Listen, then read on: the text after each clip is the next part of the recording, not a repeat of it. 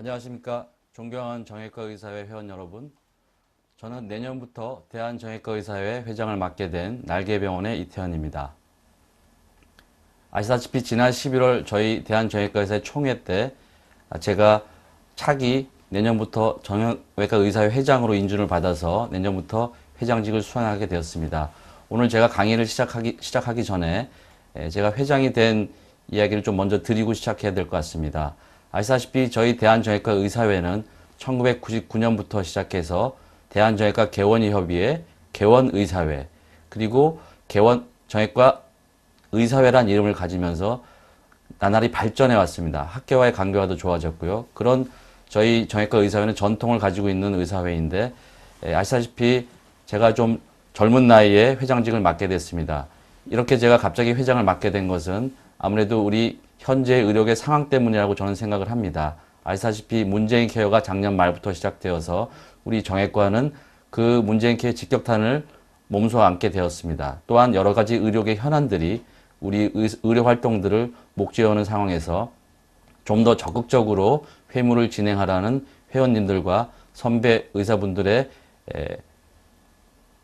뜻을 따라서 제가 회장을 하게 되었습니다. 저는 앞으로 회원 여러분의 의견을 모아서 좀 더 적극적이고 외부에도 적극적으로 나설 수 있는 이익단체로서의 정형외과 의사회를 끌고 나가겠습니다. 그러기 위해서는 무엇보다도 회원 여러분들의 관심이 많이 필요하고요. 적극적인 후원이 필요합니다. 그래서 오늘 제가 말씀드릴 내용은 문재인 케어에 대해서 말씀을 드리고 현재 정형외과 현안에 대해서도 잠시 얘기를 드리고 토의할 수 있는 시간을 갖도록 하겠습니다. 그래서 강의 시간은 될 수 있으면 줄이고요. 질문과 거기에 대한 답변을 드리는 방식으로 이번 강의를 진행하도록 하겠습니다. 그래서 제가 강의 드릴 내용은 문재인 케어의 진행 상황과 정형외과의 현안 및 과제란 제목으로 만들어 봤습니다. 아시다시피 그동안 제가 정형외과 의사의 총무이사로서 문재인 케어에 대한 강의를 많이 드렸었고요. 비급여 강의를 많이 했었습니다. 어쨌든 지금 문재인 케어는 진행이 되고 있고요. 많이 실행이 되었습니다. 그 상황에 대해서 말씀드리고 또 정형외과는 어떻게 앞으로 변화될 것이고 대응해 나갈지에 대해서 말씀을 드리도록 하겠습니다. 2017년 작년 8월 9일에 문재인 케어가 이렇게 대대적으로 시행이 되었습니다. 제가 지금 몇 가지 보여드릴 파일은 작년 초기에 정부에서 공표한 공문 내용인데요. 이 추진 배경으로 해서 건강보험의 보장 수준을 획기적으로 높이겠다는 이런 취지를 가지고 시작을 하게 되었습니다. 아시다시피 우리 의료비는 건강보험 적용되는 부분과 미적용되는 부분 두 가지로 나눌 수가 있는데요.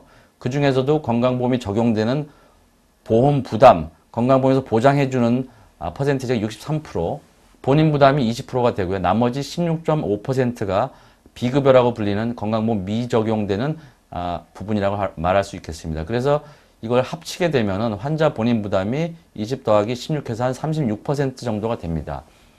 국가에서는 이 비용이 늘어나고 있기 때문에 환자 부담이 커져서 이걸 줄이기 위해서 건강보험이 적용되지 않는 비급여를 대대적으로 급여하겠다는 생각을 가지고 추진하게 된 것인데요. 아시다시피 비급여라는 건 몇 가지 분류가 있습니다. 이건 상식적으로 꼭 알아두셔야 될 것 같은데요. 기준 비급여, 등재 비급여, 선택 비급여라는 것이 있습니다. 기준 비급여라는 것은 이미 급여로 결정된 것이 있는데 거기에 이제 기준이 안 되기 때문에 비급여를 받고 있는 것입니다. 대표적인 게 이제 MRI 초음파인데요. 정형외과에서도 뭐 무릎이라든지 이런 데서는 당연히 그 보험이 적용되는 이런 혈관절증이라든지 암일 때 급여가 되는 부분이 있습니다. 근데 그 외에는 비급여가 되어 있는 이런 것들을 기준 비급여라고 하는 것이고요. 등재 비급여는 이제 완전히 새로운 치료 방법이 되겠죠. 고가 항암제라든지 다빈치 로봇 수술들이 해당이 되겠습니다. 이 나라에서는 이런 기준 비급여와 등재 비급여 등 이 치료에 필요한 비급여를 급여하겠다는 것이 이제 문재인 케어의 핵심이라고 볼 수 있겠습니다. 크게 이 비급여를 없애는 것하고 의료비 상한가 관리 이런 것들은 있는데 요 밑에 거는 이제 저희 관심 외 문제이기 때문에 이 비급여 해소에 대한 이 보장성 강화 방침에 대해서 말씀을 드리겠습니다. 이 원래 현행대로 하면 비급여라는 것은 우리 모든 보험이 선별적으로 건강보험을 적용시키고 나머지는 비급여를 해줬었는데 개선된 이런 문재인 케어에서는 비급여를 네거티브 방식으로 해서 모든 것은 보험을 시켜주겠다. 그리고 나머지들은 이 일부 본인 부담을 넓혀가면서 비급여로 편입시키겠다는 내용을 가지고 있었습니다. 그리고 또한 선택진료, 상급병실, 간호간병 같은 이런 3대 비급여를 해소하겠다는 의지를 밝혀서 실제로 선택진료는 폐지가 되었고요. 상급병실도 2, 3인실이 종합병원 이상에서는 본인 급여로 전환이 되었습니다. 그리고 새로운 비급여도 차단하겠다는 내용을 같이 발표했었던 것이고요. 이런 추진 일정을 작년에 발표했었는데 보시면은 이 진행 상황이 그대로 잘 진행이 되고 있습니다. 저희들이 여러 가지 이의를 제기하고 권리대회까지 했는데 이미 정부에서는 차근차근 진행을 해가고 있고요. 이런 상황에서 현재의 내용을 제가 좀 말씀을 드리면 지금부터 보여드리는 내용은 이 복지부 정부에서 이 비급여 급여화 문재인 케어를 주관하고 있는 이 예비급여과가 있습니다. 거기 예비급여과에서 발표한 자료를 제가 모아서 만든 것이기 때문에 현 상황에 정부의 의지를 표현하는 내용이라고 보시면 될 것 같습니다. 그래서 정부에서는 비급여를 어떻게 급여할 것인가를 말하면서 의과계의 비급여 규모를 분석하였는데 이 중에서 이제 MRI 초음파, 그 다음에 등재 기준 비급여를 굉장히 큰 포션으로 책정해서 알고 있고요. 그래서 선택 진료비는 폐지하겠다. 상급 병실은 2, 3일씩까지 급여화를 이미 시행을 하였습니다.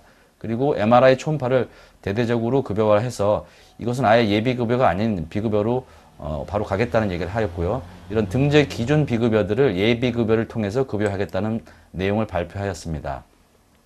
이런 의과 항목 중에 한 3,600여 가지 후보군이 있었고 이런 과정에서 여러 가지 의료계와 또 중요한 것이 정부에서는 의료기기 협회를 굉장히 중요시 여기고 있습니다. 왜냐하면 기구들이 비급여를 급여하게 되면 여기에 영향이 크기 때문에 이런 데와 조정을 통해서 최종 확정할 예정으로 계속 진행하고 있습니다. 저희도 관심 있고 가장 큰 문제가 역시 MRI 초음파인데요. MRI 초음파가 비급여에서 가장 큰 규모를 차지합니다. MRI가 9천억 원이 되겠고요. 초음파가 1조 6천억이 되는 비급여이기 때문에 어쨌든 정부에서는 아직까지도 변하지 않는 방침이 2021년까지는 급여화하겠다는 생각을 가지고 있고 그 과정에서 이제 학회와 이런 협의체를 구성해서 진행을 하겠다는 내용을 갖고 있습니다.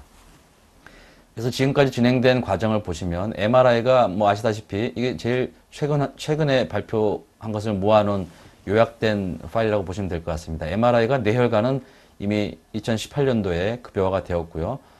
두경부를 거쳐서 2020년에 척추 부분을 급여하겠다고 하였습니다. 원래 초기 발표에서는 척추도 2018년도에 하기로 했었는데 저희들이 강력하게 항의하고 협의를 봐서 척추를 일단 20년으로 늦췄습니다. 그리고 나머지 어깨 관절이라든지 무릎 관절에 아직 급여화되지 않은 그런 MRI를 2021년까지는 급여하겠다. 초음파도 역시 이 상복부가 올해 다 급여화가 된 거 알고 계실 거고요. 근골격계도 2021년까지는 모두 급여하겠다. 이런 얘기에서 우리가 가장 흔히 쓰고 중요한 MRI 초음파가 결국엔 2021년까지는 모두 급여하겠다는 일정은 아직까지 변하지는 않고 있습니다. 이것들이 처음에는 이제 2020년이었다가 조금씩은 다 늦췄는데요. 2021년에서 더 이상 뒤로 늦추지는 저희가 못하고 있는 실정입니다. 사실 내년이 되면은 불과 2021년까지는 2년, 척추까지는 1년 정도가 남는 것이기 때문에 이 사이에도 저희들이 여러 가지 복지부와 협의를 걸쳐서 최대한 우리 쪽으로 이로운 방향으로 만들어 나가야 될 것 같습니다. 역시 등재 비급에 해당하는 척추 근골격계 통증 치료하는 뭐 레이저라든지 이런 것들도 2020년까지는 비급여를 급여하겠다는 일정을 정부에서는 아직까지 고수하고 있습니다. 약제도 마찬가지고요. 그런데 이제 의학적인 비급여를 급여하는 범위를 초기에 문재인 케어를 발표할 때는 전부를 급여하겠다 했었는데 이 방침은 정부에서도 이 현실화하기 힘들 거기 때문에 이 말을 좀 바꿨습니다. 다는 아니다. 우리가 등재하고 있는 여러 가지 중에 이런 정도를 의료계와 협의를 거쳐서 급여를 등재하겠다. 기준 비급여도 이 내용을 보시면 이 자료는 이 정부에서 발표한 자료입니다. 보면 다 의료계와 협의, 학회와 의견 수렴 뭐 이런 내용들이 들어가 있기 때문에 이런 협의 과정을 우리가 더 많이 관여하고 적극적으로 참여해서 우리의 유리한 쪽으로 급여와 과정을 바꾸는 것이 중요할 것 같습니다. 그래서 정부에서는 비급의 규모가 큰 의료 행위와 치료 재료를 집중적으로 먼저 사회적 공론화한 다음에 급여하겠다는 뜻을 가지고 있고요. 이런 과정에 의료계뿐만 아니라 시민사회, 건정심들의 사회적 공론화를 추진하면서 하겠다는 내용을 가지고 있어서 어떤 이런 정치적인 문제로 저희가 정치력을 발휘해서 급여화를 우리에게 유리한 쪽으로 가져와야 될 것 같습니다. 이 문재인 케이에서 가장 중요한 개념 중에 하나가 예비급여입니다. 예비급여에 대해서 정부에서 발표한 것은 이 예비급여라는 것은 본인 부담률을 차등화시키다. 현재는 급여는 뭐 20%, 30%, 40%가 되어 있는데요. 본인 부담률을 높여서라도 불인정된 급여 기준을 예외적으로 적용할 수 있게 만들겠다는 얘기입니다. 이런 예비급여를 3년 내지 5년마다 재평가해서 급여로 늘 건지 예비급여 유지할 건지를 판단하겠다는 것이고요. 이것을 건정심에서 최종적으로 상정하겠다는 뜻을 가지고 있습니다. 그래서 이 예비급여는 결국 이제 안전성, 유효성은 있으나 비용 효과적인 낮은 비급여들을 본인 부담률을 차등화해서 예비급여를 하겠다는 얘기입니다. 현행대로 하면 급여, 비급여 두 가지로 나눠서 비용 효과성이 떨어지면 비급여를 하고 급여에 넣어주지 않았었는데 이 개선된 문재인 케어에서는 예비급여란 중간 과정을 거쳐서 비용 효과성이 조금 떨어진다 하더라도 치료 필요성이 있으면은 일단 예비급여로 먼저 넣어서 시행을 한 후에 급여로 넣을지 예비급여로 남길지를 판단하겠다는 이런 제도적인 장치로서 예비급여를 도입한 것입니다. 이제 가장 중요한 것이 저희가 항상 정부에다가 요구한 것은 급여를 시행하게 되면 비급여에 대한 이 수가를 어떻게 할 것인가를 지속적으로 요구해 왔습니다. 당연히 비급여 수가는 급여에 비해서 우리가 환자들에게 이제 떨어지는 급여에서 이제 원가에 못 받는 급여화를 이제 책정할 수 있는 그 비급여 수가는 우리가 요구하는 것은 급여화 과정에서 최대한 급여권 내에서 적정 수가를 달성해 달라. 거기다가 추가로 저수가인 부분을 수가 인상해 달라는 순증 이 부분도 얘기를 하고 있습니다. 이것은 정부에서도 이해를 하고 있습니다. 비급여 금액이 있으면 급여화를 통해서 보상하는 것뿐만 아니라 여기에 저수가된 수가 인상분까지도 해주겠다는 것이 이제 저희들의 요구이자 정부에서 이렇게까지는 얘기하고 있는데 사실은 여기에 대한 이제 신뢰가 아직 쌓여져 있지 않기 때문에 우리들이 불만을 품고 있는 것이고요. 어쨌든 정부에서도 얘기하는 것은 저수가된 수가를 의료기관별, 진료 과목별로 고려해서 인상해주겠다고 하는 것이고요. 여기에서 이제 각과별, 그 다음에 직역별의 이제 이해관계가 상충하기 때문에 어느 직역에서 더 많이 가져오냐 이런 걸로 물밑싸움이 치열한 것으로 알고 있습니다. 그래서 우리 정형외과도 적극적으로 참여를 해서 정형외과 수가를 높이는 방법을 끝까지 연구해야 될 것이고요. 정부에서도 알고 있는 것이 어떤 기계 장치를 이용한 검사보다는 사람이 하는 사람 중심, 질과 종별기는 고려한 인상을 추진하겠다는 얘기를 하고 있습니다. 제가 개인적으로 예비급여과장을 얘기한 것도 특히 정형외과 같은 경우에는 수술수가, 어떤 진료하는 수가들이 낮기 때문에 수술수가를 올려준다는 것에 대해서는 공감대가 형성되어 있기 때문에 이런 것들을 지속적으로 요구를 해서 정형외과 수가를 근본적으로 높일 수 있는 방법을 계속 요구해야 될 것 같습니다. 이상으로 간략하게 현재까지 진행된 문재인 케어에 대해서 말씀드렸습니다. 조금 빨리 진행돼서 좀 송구한 마음이 있는데요. 어쨌든 다음으로 말씀드릴 것은 정형외과의 현안들 문제들입니다. 다 아시다시피 오늘 오전에도 제가 병원을 경영하시는 원장님과 계속 여러 카톡을 나눴었는데요. 입원 시설이 올해 말로 강화가 됩니다. 아시다시피 신규 시설들은 병상 간 간격이 1.5m 이상이 돼야 되고 뭐 여러 가지 병상이 4개까지만 되고 손씻기 시설 이런 것이 있고요. 기존의 입원 시설들도 올해 말까지는 다른 것은 해당 사항이 없지만 병상 간 간격을 1m로 띄워야 됩니다. 근데 이 문제가 1m의 간격을 측정할 때 이것이 어디와 어디를 측정하는 문제로 제가 오전에도 계속 얘기를 했는데요. 사실 이것은 저희 구 보건소에서 공문을 받은 내용입니다. 여기에 대한 이제 질의가 이미 국민신문고에 들어가서 보건복지부 보건의료정책과에서 답변을 내준 것인데요.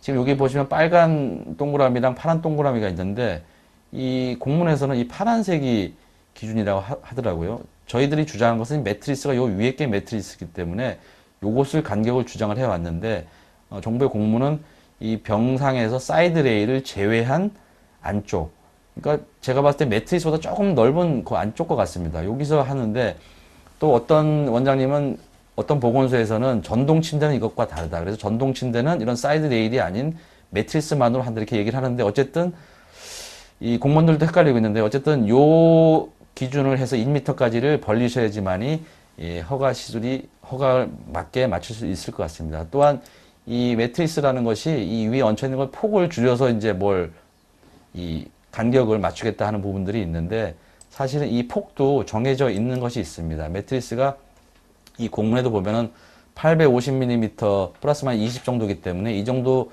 너비는 유지하시면서 병상 간격을 1m로 띄우셔야지만이 허가 기준에 맞출 수 있을 것 같습니다. 다음으로는 MRI, CT 병상수 적용에 다른 과정이 있습니다. 이 관절 병원을 하신 분들, MRI, CT 많으신 분들이 있는데요. 올해 11월에 보건복지부 보건의료정책과에서 발표한 것인데 원래 현행대로 하면은 공동병상을 활용하는 경우에도 200병상을 기준으로 했었는데요.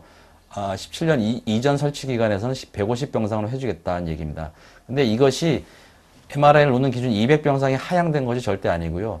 이번 아까 좀 전에 말씀드린 병상 간 거리 확보에 따라서 병상 수가 줄어드는 경우에만 해당하는 것입니다. 그래서 공동 활용한 병상 외부 병원이 100배 됐던 것이 예를 들어 70병상으로 줄어들었을 때 그런 것들을 모아서 150병상이 넘으면 해주겠다는 것이지 새로 무슨 개업을 하는데 200병상이 150병상으로 조정됐다. 이것은 아닙니다. 이것은 반드시 병상 거리가 확보에 따른 병상수가 줄어드는 것만 해당된다고 보시면 될 것 같습니다.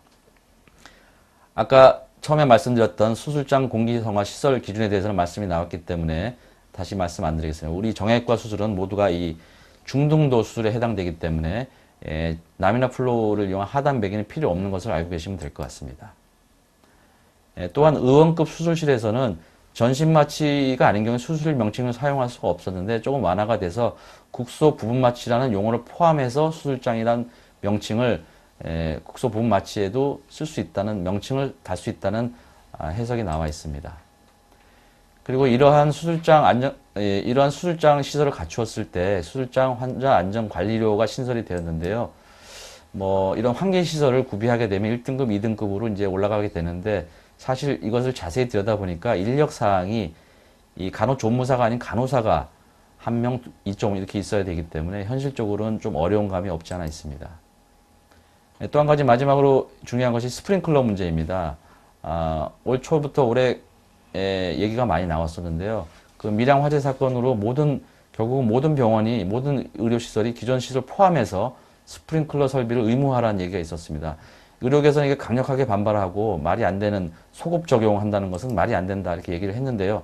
결론적으로는 향후 3년간의 유예 기간을 거쳐서 병실에 있는 모든 기관은 아마 이걸 설치해야 될 것 같은데 이 설치하기에 따른 비용을 어떻게 할 것인가에 대해서 굉장히 저희가 요구를 많이 했습니다. 결론적으로는 기재부에서는 이 비용을 충원할 수 없다는 결론을 받았는데 저번 주에 기사에서는 그 외에 새로운 이런 화재 안전성 성능 보강 지원 사업이라는 걸 만들어서 많은 금액은 아니더라도 국고 지원을 조금 만들거나 저리 융자를 할 수 있는 길이 열렸다는 뉴스가 있었는데 어쨌든 간에 저희 의료계 입장은 신규 개설에 하는 것은 말이 되지만 기존 시설까지 하는 것은 너무나 가혹하다. 그리고 이런 설치를 하게 되면 정부의 예산을 확실하게 지원해 줄 것을 요구하고 있습니다. 또 마지막으로 말씀드릴 것은 이 수술 전후 교육 상담 및 심층 진찰료 시범 사업에 대한 내용입니다. 아시다시피 내과계는 만성질환 관리제라고 해서 내과계 의원들의 수가를 조금 지원할 수 있는 방안을 마련했는데 여기에 상응하게 외과계 의원에는 이런 교육 상담료, 심층 진찰료를 마련한다고 되어 있습니다. 수술 전후에 교육 상담을 할 수 있고 수술 전에 심층 진찰료를 할 수 있게 되어 있는데요. 이게 보면은 굉장히 좀 그 규제가 심한 것이 하루에 환자를 4명 볼 수 있고 20분 이상을 해야 되는데 이 수가가 24,000원 밖에 안 됩니다. 그리고 이 대상 기한이 정해졌고요. 또 저번 주에 추가된 것은 이런 걸 하는 것도 환자에게 동의서를 작성해야 되고 그 다음에 이런 수술 상담료 프로토콜에 대한 교육을 받아야지만 또 된다고 합니다. 그래서 이런 것이 과연 현실적으로 의미가 있을까 해서 저희들은 강력 반발하고 있는데요. 또 정형외과에서 저희가 또 분개하고 있는 것은 이 과목 질환 중에 정형외과 영역에 해당하는 어깨 유착성 피막염이라는 질환을 마취통증과에서 은근히 살짝 끼고 들어왔습니다. 그래서 이런 것들을 이 정형외과의 영역을 침범하는 이런 일에 대해서는 저희가 적극적으로 대처해서 아무리 같은 의료계라 하더라도 우리 정형외과 이익을 침범하는 이들은 절대 없도록 저희들이 대처를 하도록 하겠습니다.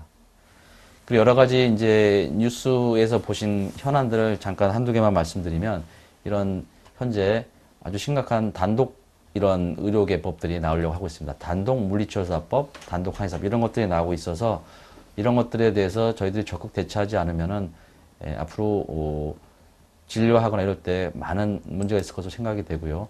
또 아시다시피 얼마 전에는 또 한방춘하요법이 보험화가 됐습니다. 그래서 이런 것들이 현재는 이제 도수치료 같은 것이 비급여야 되는 상황에도 불구하고 이런 추나, 도수치료에 가깝다고 하신 추나들이 갑자기 이 정치적인 그런 협상에 의해서 갑자기 보험이 돼서 저희들은 의료계에서는 아주 황당한 입장을 보이고 있는데요.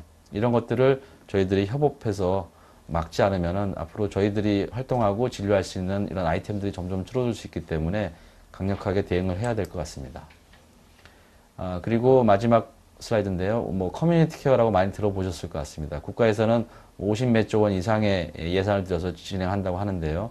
저희들도 아직까지는 이제 시행 초기긴 한데 관심을 가지고 적극적으로 대처를 해야 될 것 같습니다. 그리고 여기는 빠져 있는데 몇 가지 더 말씀을 드리면, 요새 페인 스크램블러 사용에 대해서 소송을 받는 회원들이 많다는 얘기를 들었습니다. 그래서 얼마 전에 그 대구에서 한 우리 상임이사 한 분의 병원에서 이런 KB 손해보험에서 페인 스크램블러에 대한 소송을 받아서 진행을 하게 되었는데, 첫 번째 재판부의 심의를 받은 사항이 굉장히 우리에게는 아직은 호의적인 반응으로 소송이 진행되고는 있는 것 같습니다. 이런 페인 스크램블러로 손해보험, 실손보험이 소송을 제기하는 것이 청구 원인조차 이해되지 않는 상황이다. 이런 식으로 재판이 진행되고 있기 때문에 끝까지 좋은 결과를 만들어서 좋은 판례를 만들어서 우리가 페인 스크램을 쓸 때 실손보험회사에서 소송을 당하거나 이런 일이 없도록 만들어야 될 것 같습니다. 이상으로 제가 말씀드릴 내용은 여기까지 말씀을 드리고요. 질문이 있으신 분은 실시간 질문이 가능할 수 있기 때문에 질문 올려주시면 최대한 맞는 답변을 올리도록 하겠습니다.